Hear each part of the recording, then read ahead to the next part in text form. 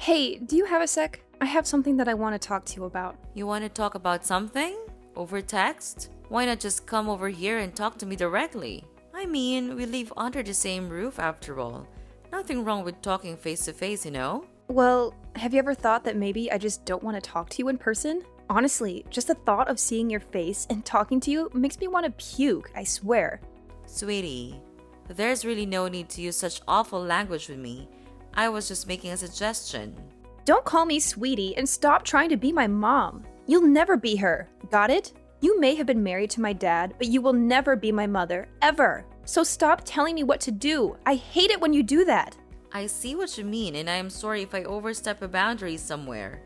I don't mean to do that.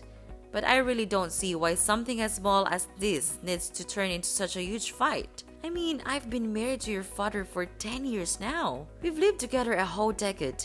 I would just have thought we would have gotten along better by now. Especially now more than ever. Since your poor father passed, it's just the two of us. So we'll have to learn to get along better. What? No way am I living with you any longer than I have to. I want you out of the house as soon as possible. Do you hear me? Excuse me?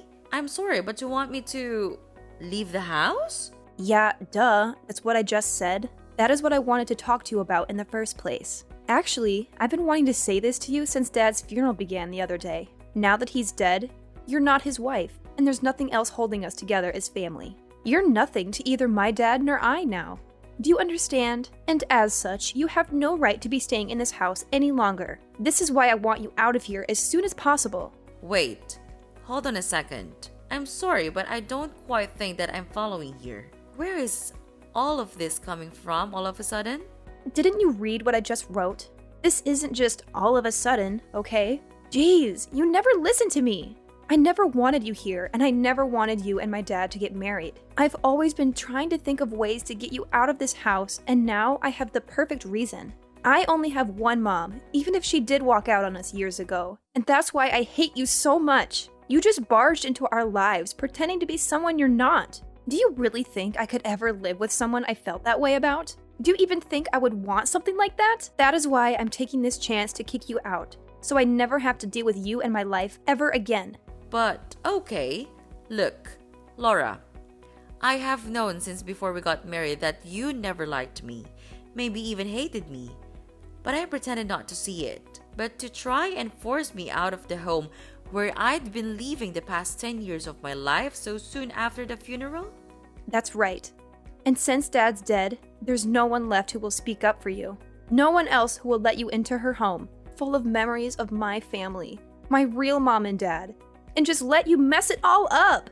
Besides, this house was my dad's, which means it's mine now, and I can do whatever I want with it. So just hurry up and leave already.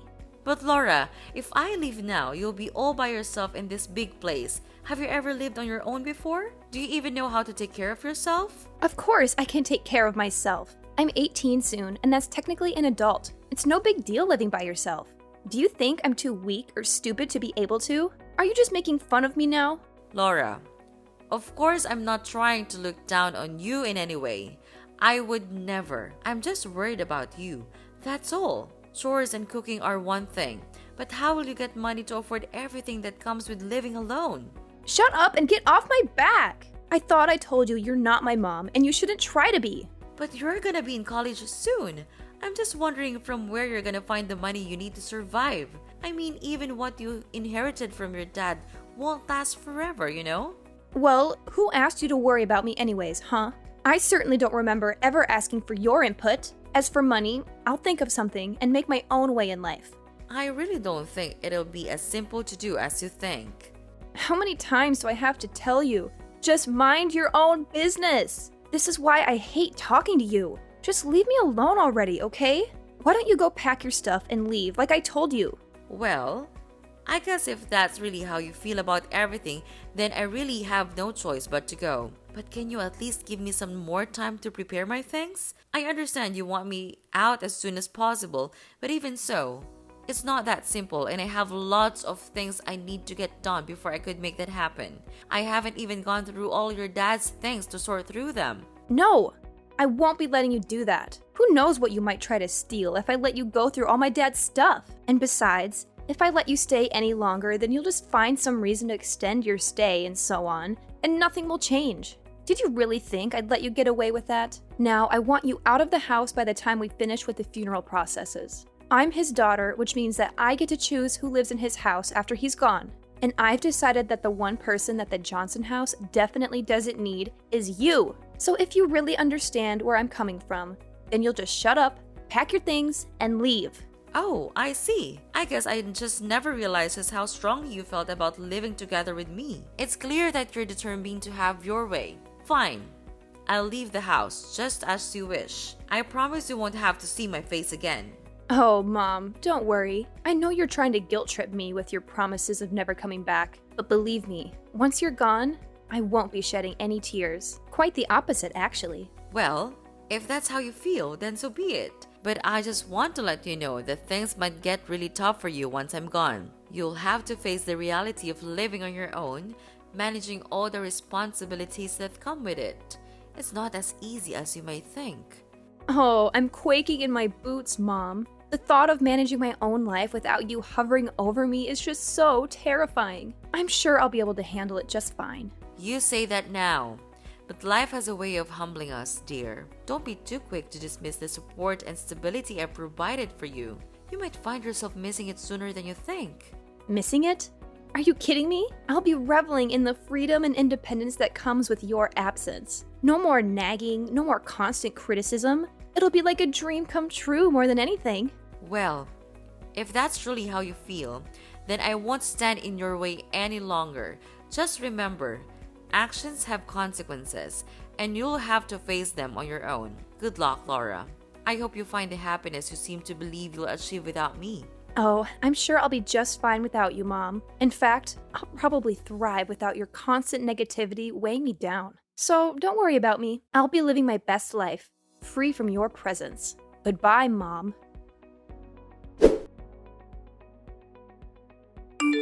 Laura, I'm just texting to let you know that I finished moving all of my things out of the house. I also wanted to thank you for everything until now, even if we didn't always get along.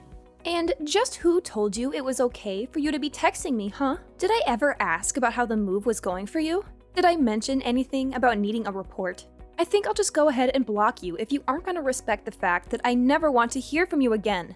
No, you're right. I'm sorry for reaching out like this. You'll never have to see me again after this, I promise.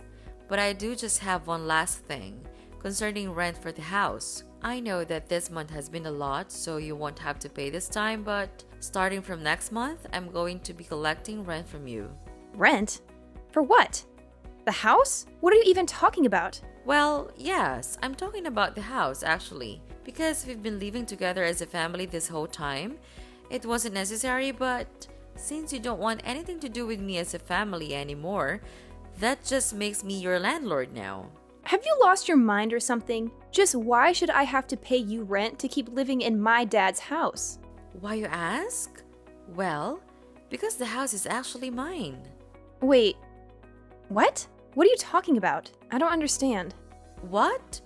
Oh, Laura, had you not heard about that? Yes, I hold the deed to the house where we all used to live.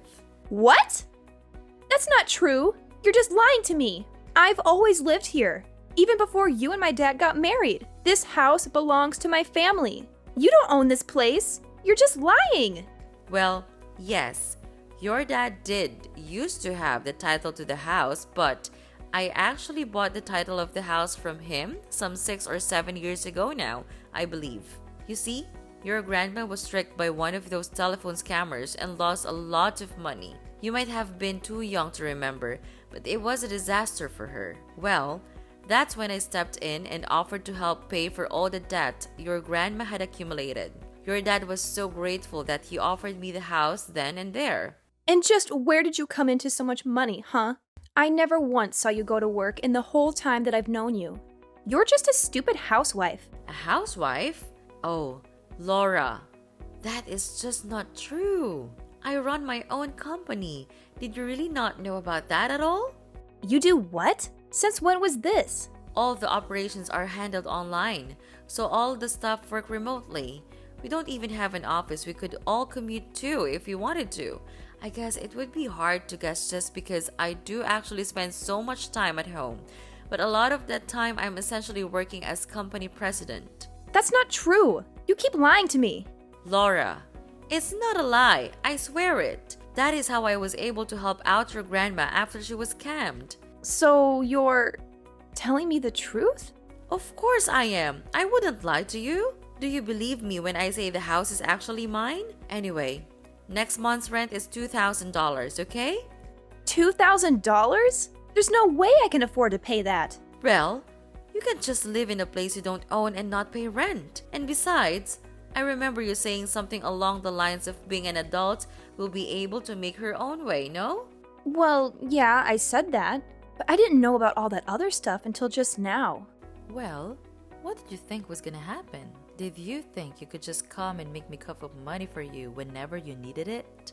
Were you planning on trying to get me to pay for everything while you bragged about having your house?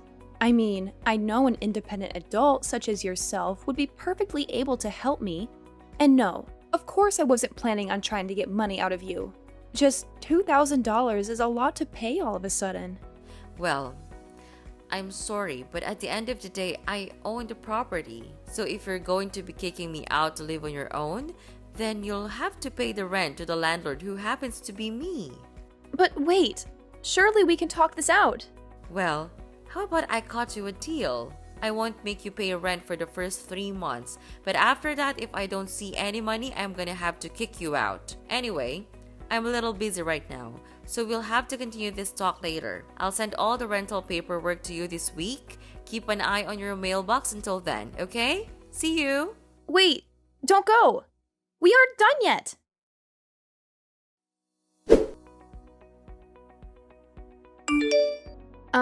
Rosie, are you there? I have something I need to talk to you about. Oh, Laura. Sure. What can I do for you? Well, the thing is, I guess what I wanted to ask is, I'm just wondering if you've forgiven me yet. Forgiven you? For what? What are you talking about?